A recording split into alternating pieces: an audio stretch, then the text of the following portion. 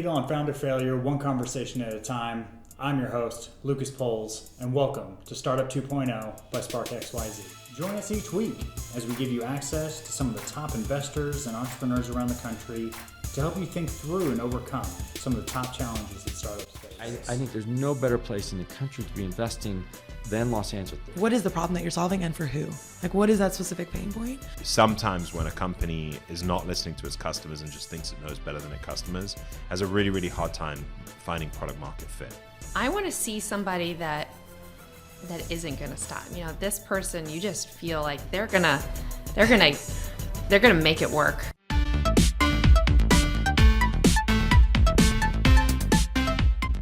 Today on the show, we welcome Matt Stodder, former director of Startup Boost here in Los Angeles. Matt brings decades of experience from starting his career at Yahoo to moving to Apple. Matt, welcome to the show. Thanks. I'm happy to be here. Awesome. No, honestly, appreciate you coming on. Sure.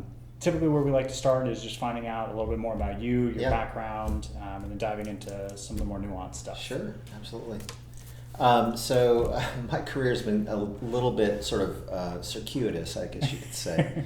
I've tried lots of things. I have been politics editor of LAtimes.com. Nice. I worked at Yahoo for 7 years. Oh, wow, okay.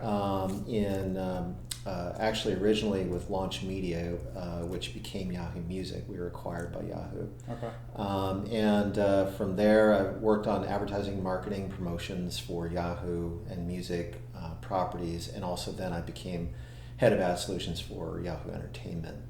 That led me to do my own consulting on all of those things. Then I ended up working at Apple for a couple of years doing similar things around Apple Music. Mm-hmm. But I always, I think from my consulting time, I really was very interested in the startup community. Mm-hmm. I think that I had done, all told, 9 years in corporate life, I guess you could say. Different world. And it's a different world to get stuff done, to do the things you want to do. I mean, in many ways, it's great because you've got so much power behind you. I mean, the power of the Apple brand and once upon a time, the Yahoo brand was great to get things done, but it also would take 22 meetings to get anything done inside the company. So anyway, I mean, I enjoyed all of that, all of the stuff that I did there, and it was great and awesome. And Apple was a great company, Yahoo was a great company, but I always thought that the entrepreneurial side of things was something that kind of drew me. My dad was always involved with smaller companies, helping provide mergers between them and negotiate. And so I was grew up in this ambience of talking about companies and what they were doing and all the diversity of the different companies and what their missions were and all of those things. And so I think I always felt that startups were sort of going to be where I would go. Mm-hmm. After I learned all this stuff from the corporate life. And so that's what I did. I ended up leaving Apple to work on a startup that was a co-working startup. Okay. I was just looking for an opportunity to do something different. So I helped them raise money and got really acclimated into the whole startup scene. And also working at a co-working business allowed me access to a bunch of startups that were working there. So I ended up mentoring them and working with them and all of that. And then that ended up leading me to work on a project called Startup Boost. Mm-hmm. And I got invited by Blake Caldwell, the founder of it, to be director in LA. Mm-hmm. So I started that whole stint. And Startup Boost was a great foray into the LA startup ecosystem in a major way. So I enjoyed that. I mean, I've always been a fan of Startup Boost and kind of what you, especially what you did there. There aren't a lot of programs that are geared the way that you guys geared it towards entrepreneurs and not taking equity and not charging anything. And so, to me, it's a very large boost to helping ecosystems like LA that are developing or starting to get more developed. Yeah. So walk us through some of your time at Startup Boost. What was the kind of the focus? What were you trying to accomplish with the entrepreneurs while they were there?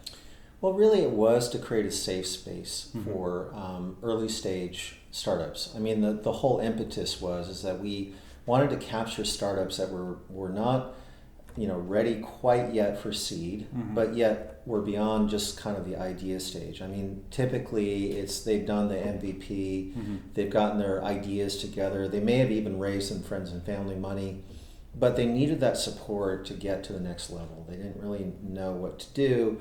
They didn't really have access to the funding community. And, when I started doing it too a couple of years ago, the LA funding community still was kind of forming. It still is. I mean, it's not Silicon Valley, but then that's a good thing. I mean, it's great because it's so dynamic and flexible and interesting and diverse and all those good things. But these companies needed, kind of a structure to kind of get to that next level. So Startup Boost kind of jumped in to fill that void, and we wanted to create it on a basis where the companies didn't have to pay because they didn't have money to pay, the early stage companies. The other thing is that we didn't want to create like an edge to it, where it's like you will take like 5% of your company and see you later. We didn't want to have that happen. And the other thing too is that we wanted them to kind of trust what we were doing for them. They're at a very formative stage, and so you start with that, and then you build a mentor community from the LA ecosystem. And that is not just investors, but it's also people who know marketing, people who know accounting, people who know other kinds of finance, and then also how to position yourself to a funder or to an accelerator or to the next stage of what you wanted to do. So the whole purpose was to make them come through a process where they get, I'll say this, it was the stated purpose was to take them through a process that would get them ready for the next stage, either accelerator or to raise seed money.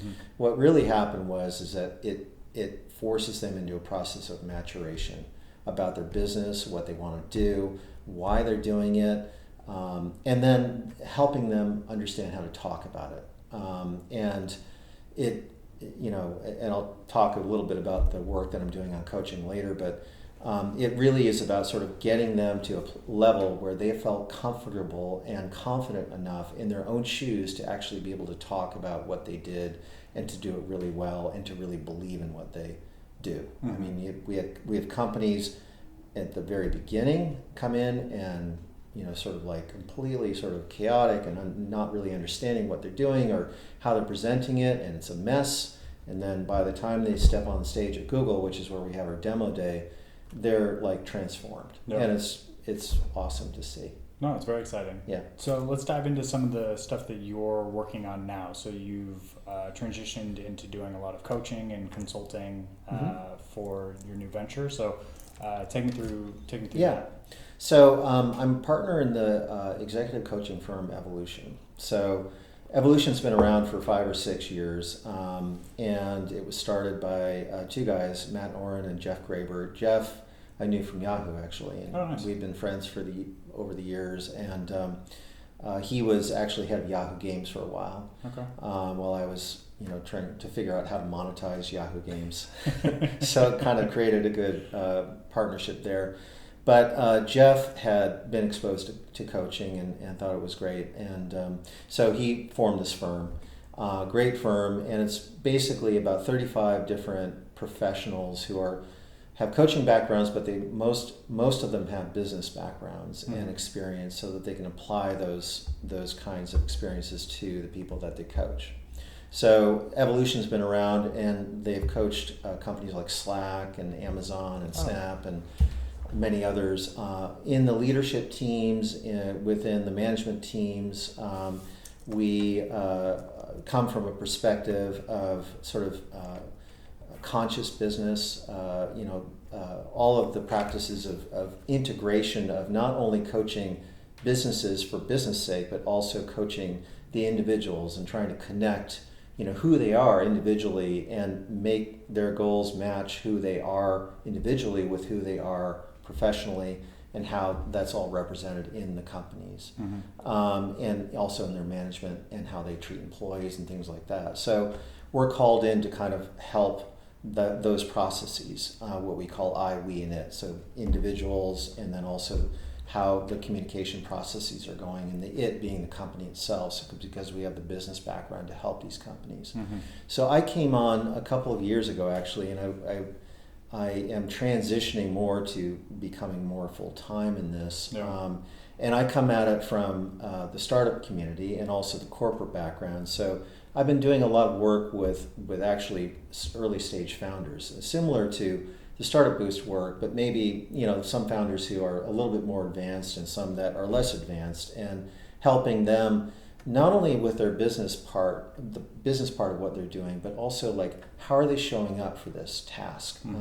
A lot of founders and co-founders come to businesses just not kind of knowing what they're getting into. They put their lives and their passions and often like their entire savings into these things, and they don't, then they arrive there and it's like, you know, it's you know, whatever the old adage is of the dog catching the car or whatever. It's like, here they are, you know, and they have to grow teams, they have to keep it together, they have to figure out how to be a leader, all these things that don't come with the idea of like, oh, this is a great idea, we're going to build it. It's like, how do we actually do that? And so you know, you encounter issues, you know, where a founder is just absolutely burned out and not, you know, trying to figure out what they're doing, to co-founder issues. It's like, as we always say, it's like a marriage, you know, it's like basically when you get suddenly, you know, into a business with somebody else, maybe it just is not the right thing, and how do you map the two realities once the pressure is on? So there's a lot of issues like that where we feel like if my work is really, it's like if they don't solve those issues early, it's just going to lead, it's like a ticking time bomb, so that when the Series A comes or the Series B comes or the Series C comes, the whole thing will splinter apart because it just, they haven't addressed a lot of those issues. And so that's really where, you know, the bulk of a lot of my work is. And just as a side note, we just announced last week a partnership with Crosscut Ventures. Oh, nice.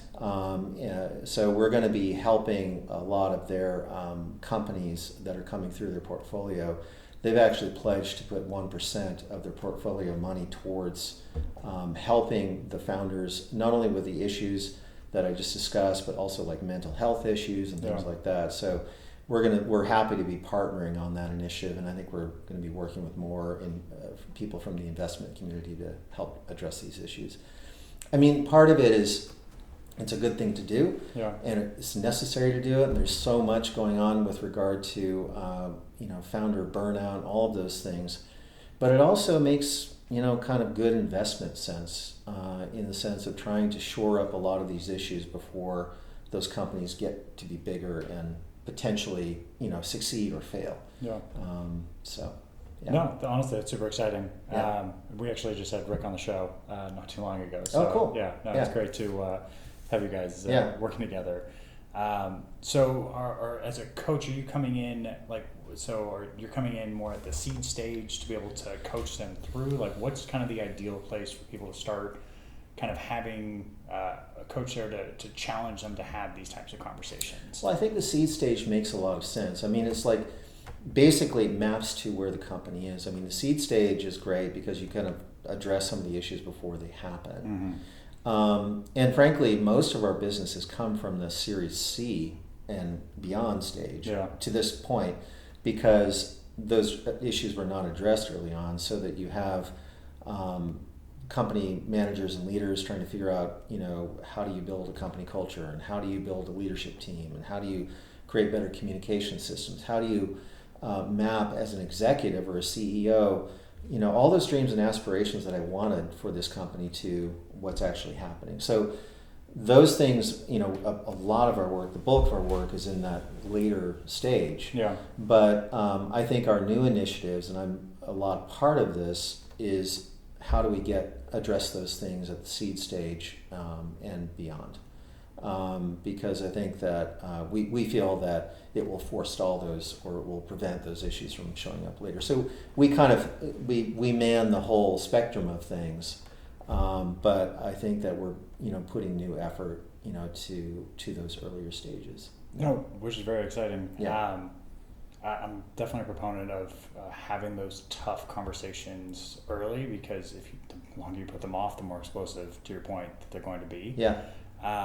What maybe we get some free coaching advice right now. Mm-hmm. What are some of the tough conversations that founders should be having early on, maybe at that seed stage with maybe either co-founders or other employees, or just in the general realm?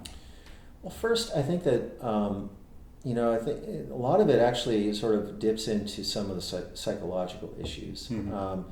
So I mean, we talk a lot about such things as shadows, and it sounds kind of academic and esoteric, but really what we're talking about is when you get into a highly pressured situation like running a business, and most founders, go through hell and high water to kind of get through things.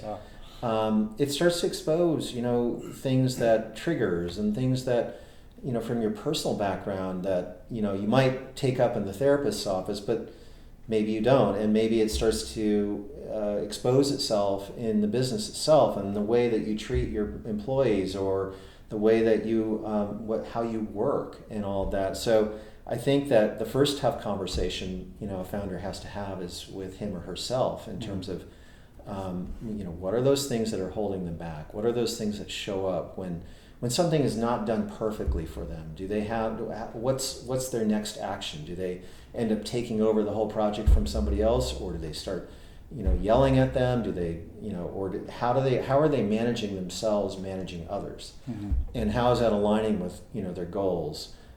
If they expose those sort of like gaps in terms of like how they want to be and how they actually are, why is there a gap? Did we go back and it's like, what were those things, in your background that kind of sort of propelled you in that direction? Mm-hmm. And why? And sort of, doing this excavation as to why certain behaviors are happening inside the business, and how does that connect with who you are? Mm-hmm. And then you can see how that, when you then extrapolate that out to other members of the team, and how is that manifesting itself? And we do 360s, where it's like we ask other members of the team, how is this executive doing, and how does this executive? So basically it's an excavation process of asking others around the founder, asking the founder themselves, and kind of going through a real deep examination about what's happening here. Big heartfelt thank you to Brex, who without their support, this show would not be possible. We've seen firsthand the difficulties accessing basic corporate credit without providing a security deposit or personal guarantee early on. As companies grow, managing expenses has become more difficult and time consuming, which is why we've partnered with Brex to offer a corporate credit card that is not personally guaranteed, offers higher credit limits, provides auto reconciliation, and integrates with ERPs using receipt capture. Brex is the credit card of the startup ecosystem, and we highly encourage you to check So we them. talk a lot about building culture and emotional intelligence within the organization, especially starting at the seed stage, which I think is very important, because it's very difficult to go back and do this stuff later. And you might already have a culture established that you might not even be well aware of if you're later down the line at A, B, and C. But Right.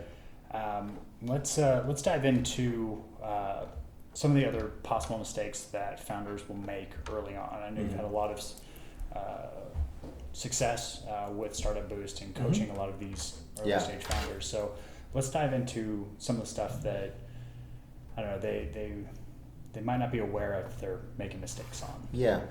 Well, I think a lot of, you know as much or more than I do with regard to this topic, but I think that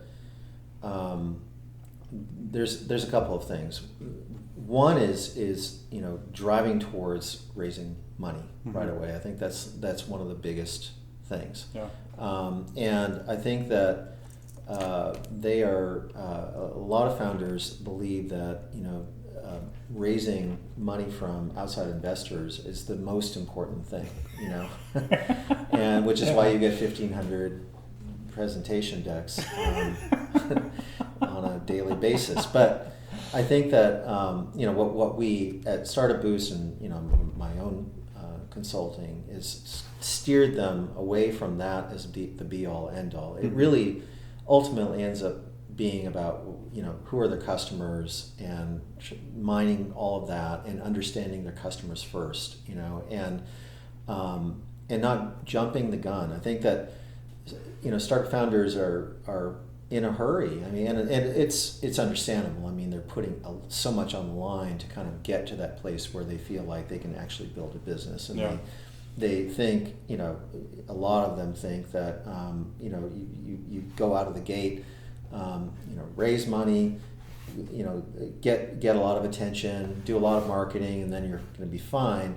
But I think from my point of view, and also Startup Boost, and part of the impetus for Startup Boost was just simply, you've got to sort of take care of the building blocks first. Yeah. Who are your customers? How are you addressing their customer needs? And don't boil the ocean. It's like take a little bit at a time. And prove it, and then grow it, and then grow it, and then grow it, and then. And also, don't be afraid to pivot. I think the other thing that often happens is the refusal to pivot. Mm-hmm. I know what's right, and this is exactly what the idea should be. Yeah. Those successful founders are the ones that understand their customers and can pivot to those changes. Yeah. And I would think from an investor point of view, and I've heard it from many of them, that they value that kind of approach to their startups more than, this is an amazing idea, this is going to take on Facebook, or this is going to do something that's going to change the world, and here we go. Many investors, it's like they read through that right away, and so they send them back to the drawing boards. So I think that the most important thing is to understand their customer, know the business, know what they're trying to do, and then take it to the next level. Yeah.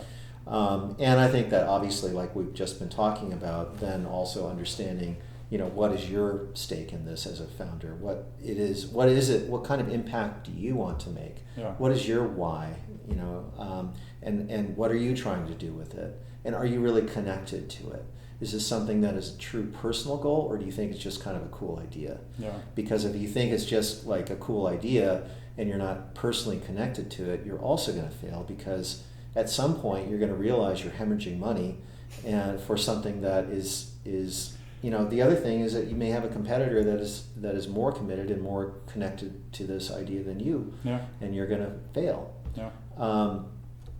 The other thing too is that I think that founders need to understand the pivot is so important because it creates this sense that they are flexible in the business, because the first pivot is not going to be the last pivot. There's going to be many pivots to come.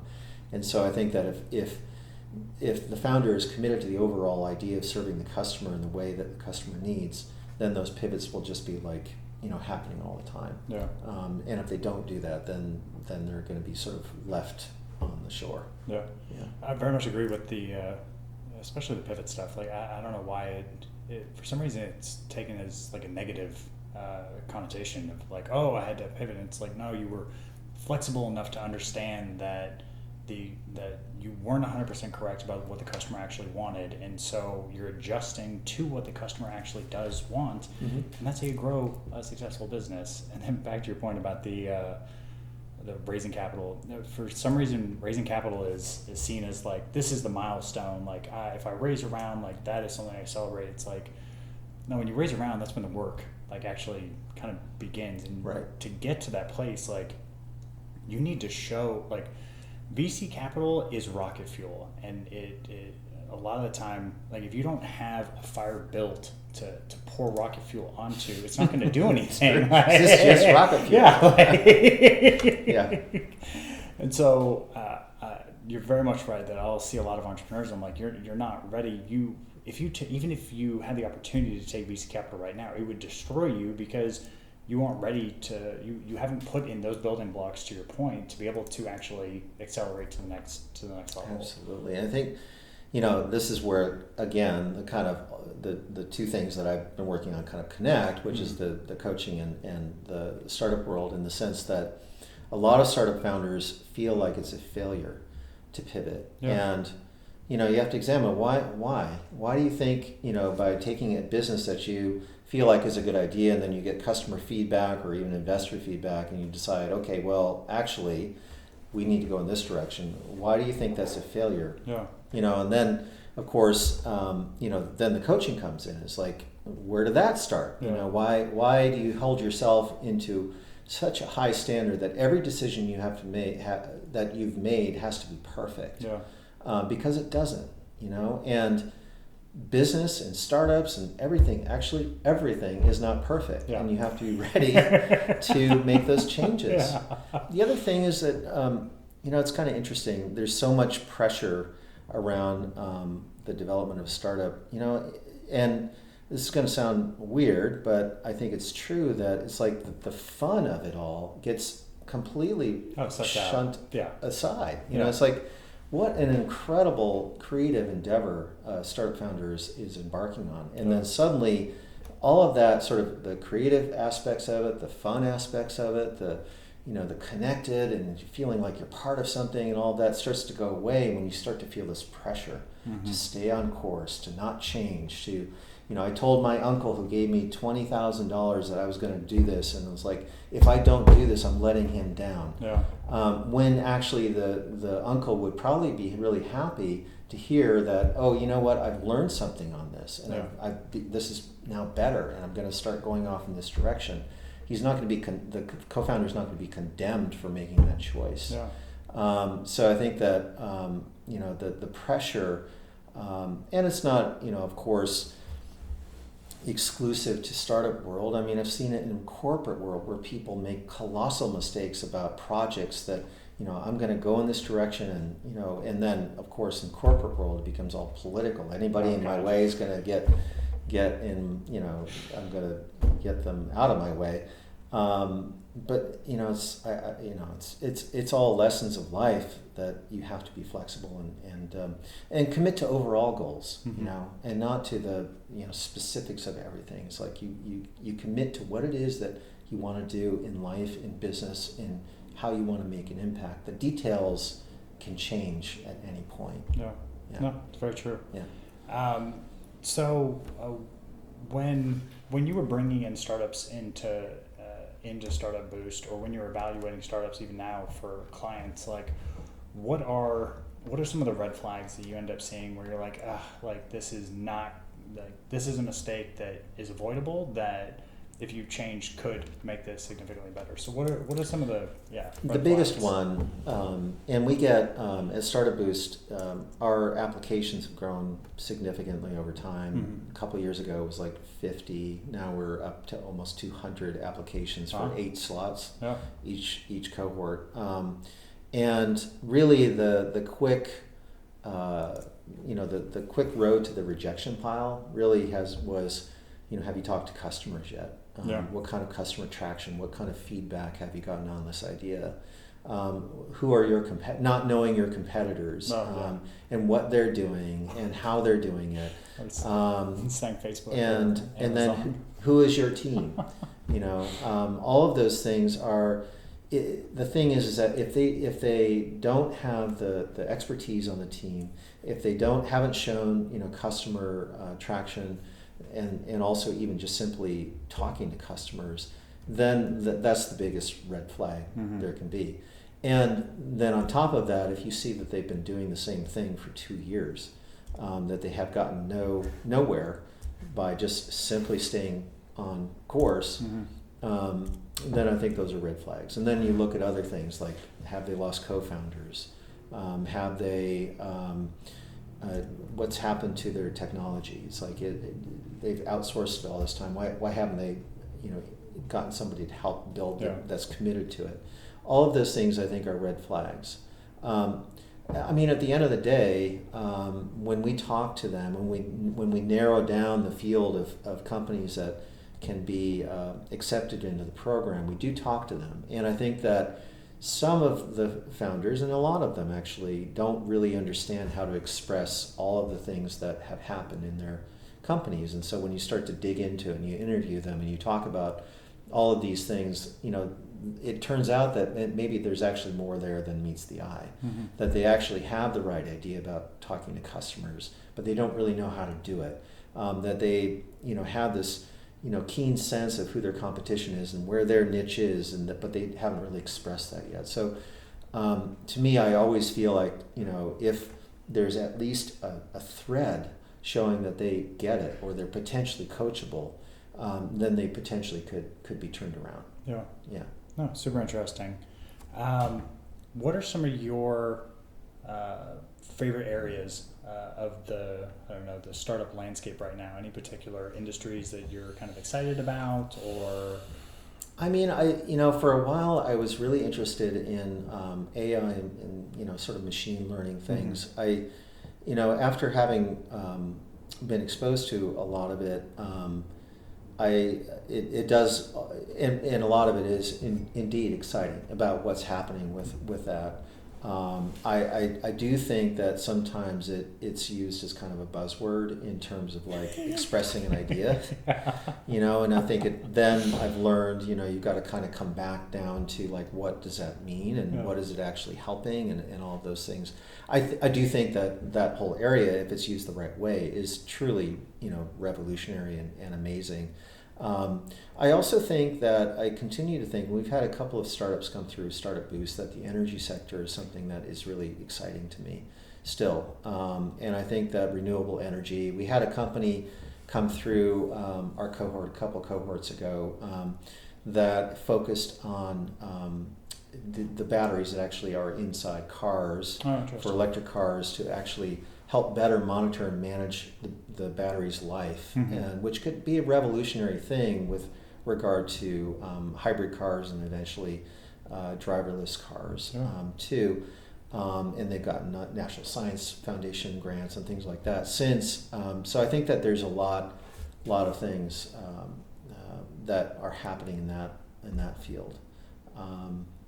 And then I think payments too is interesting, not only in this country, but I think really in the developing world, I think is something that is a huge opportunity.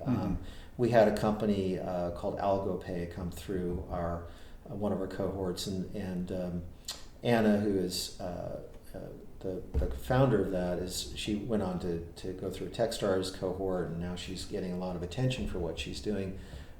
It's really to solve kind of the electronics payments systems in the Middle East, of all places, and I think that if she gets it right there, it could really dramatically explode in terms of what the possibilities are. Very exciting. Yeah, very exciting.